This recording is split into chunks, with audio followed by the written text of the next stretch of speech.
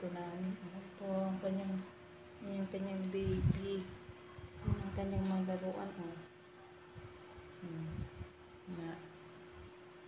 Ayan. Lalo na makulit ka sa panalay mo, ha. Ayan.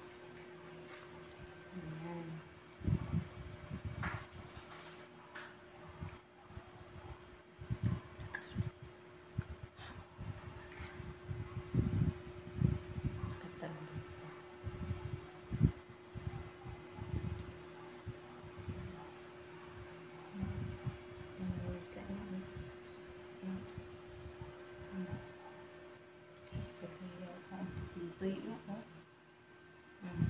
Titoy nyo,